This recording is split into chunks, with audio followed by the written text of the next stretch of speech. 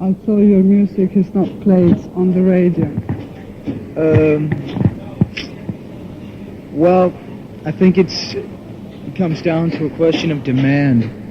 There's a lot of people that want to hear things that'll never be played on the radio. And so they'll find it one way or another, and they've found it in us, or at least some of them have.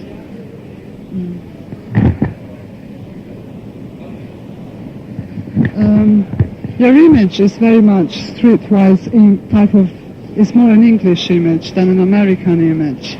Now in the States there's this wave of glam rock type band, like Motley Crue, etc.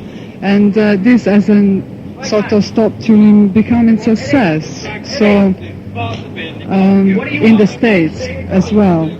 What as well? The fact that you have an English image, which is not like a commercial type of image in England, in the States, hasn't stopped you to become successful. Well, I think the image that we have is the image that is us when we are at home, sitting around. This is what we are. I mean, maybe, a lot of the English bands adopted the, non-image as image, so to speak, a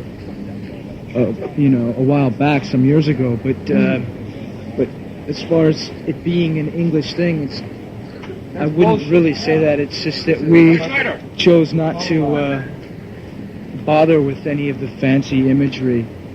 It's just us not wanting to bother with any of that, I mean, there's so much of it there that we all become disgusted with that very quickly, almost immediately as soon as it happened. You maybe think that the kids relate more to you because you are like them. Yeah, like them. Yeah.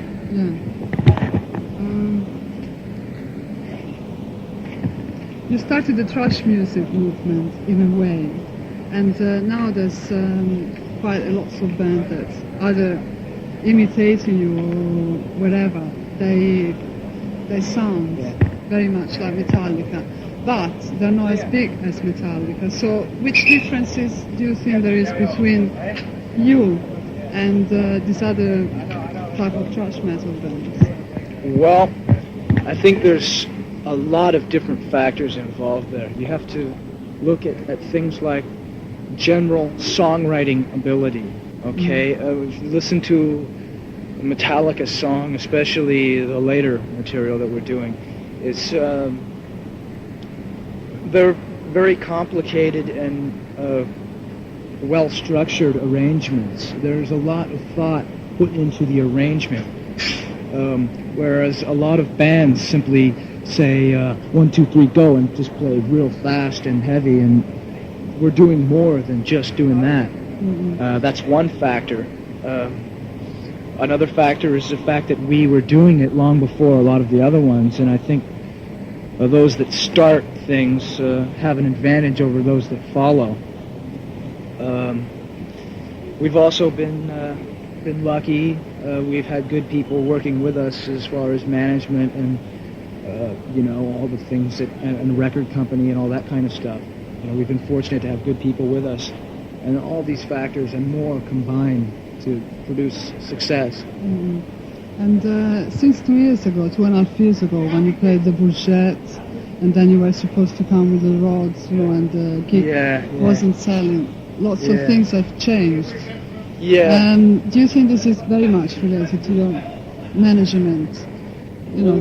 Which is obviously a big deal you had. Yeah, partially, but I think it's more related to the material that we've released, mostly Master of Puppets. I think that album did a lot for the English audiences, more so than any of our previous albums had. And plus, when we did Donington, that I think did a lot for us.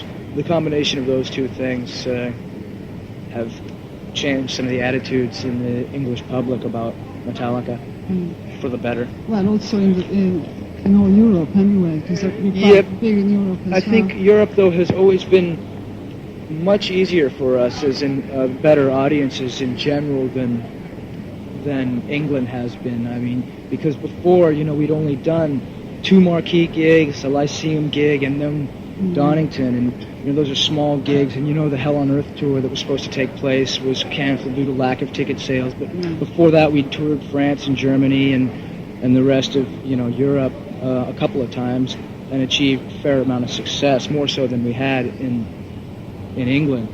So I think the difference is, although I haven't been to Europe yet, it's really drastic difference in England. Whereas Europe has always been fairly good to us.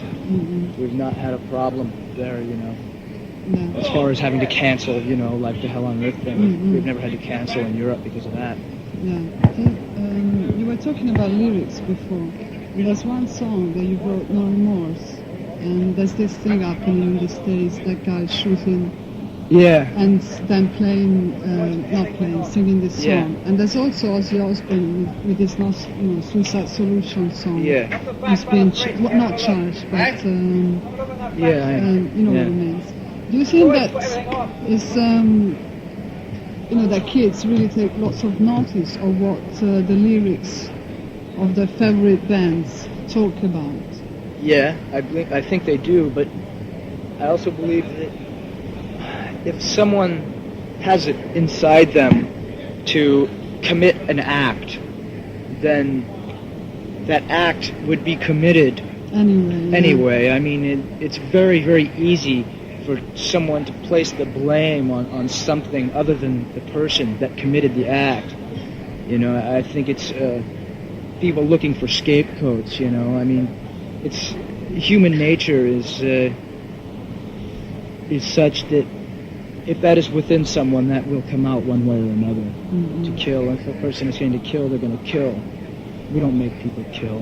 Ozzy doesn't make people kill. It's I don't see their but point this thing doesn't make you think that maybe you would like to write about something more happier and things like that? No. Or you just write because it's like if you're depressed or whatever, you write about your feelings. Yeah, we're not a bunch of really happy people, and there's no use trying to write about something that you don't feel. It comes out false.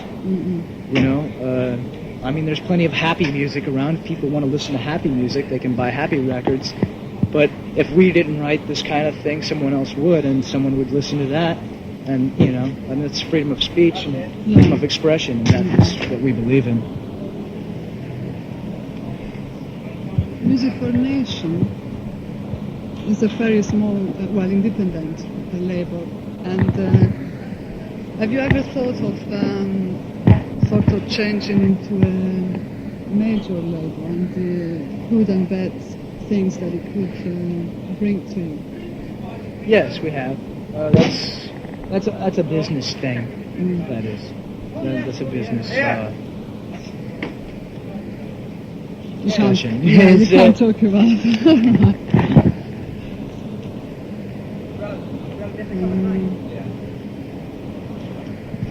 2 years ago, did you expect to become so popular? Or because I remember I saw Cork and Lars at the Venom, in the Venom museum. And they looked a bit, not depressed, but, they sort of looked like things were not happening. And now, obviously, things are much, much changed. I mean, sold out here, and we're going on a tour for many months and stuff. Did you expect that? Or did you ever thought, we'll never make it?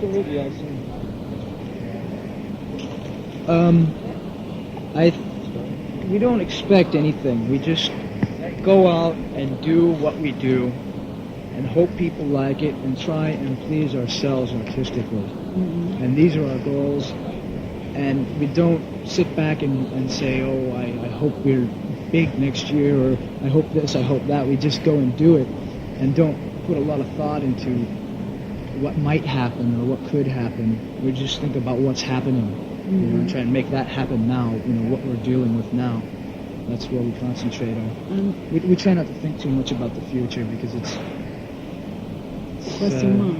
Yeah, definitely. Question mark. And has anything changed anyway? What the success is? Good enough? You want this? Cheers, yeah. What has this success changed then in the band, in personal, the fact that now if you want to buy this and that you can do it, or if you want to Well, it's get a kit. given us some freedom. Mm. You know, I think the main thing is people in the business, are no longer in doubt of what we can achieve. There's no pressure whatsoever on this group to do something other than our own way. I think people realize that we have struck a very responsive chord with the public, and in turn the business people see that as money, and so they don't try and change that in any way. It's given us a free hand, so to speak. Mm-hmm. Artistically. Yeah. How's the foreign tour been going on? How is it? Yeah. It's great. It's really amazing. The British people and the Irish and the Scottish, for that matter, they have all been excellent to us, and it's been better than we had hoped for. It's really good. What are the plans for, when you finish the tour? Are you going After we finish the complete European tour, we'll go to Japan. Well, first we'll go to America and do some Canadian and Eastern United States gigs for about 10 days, and then go to Japan and do about a week over there, and then possibly Australia or South America, but that's up in the air. After that, we'll go home for the holidays probably, and then start to put together the next album. Have you already written the songs for the next album? No, none of it. We just have some riffs, I mean, that's what we do first, is get riffs together. And then after we're done touring, we take the time to make the riffs into songs, which is very time consuming. It takes a long time. I think it's enough. Is that good? Yeah. Archangel. Greetings, lovers of heavy metal.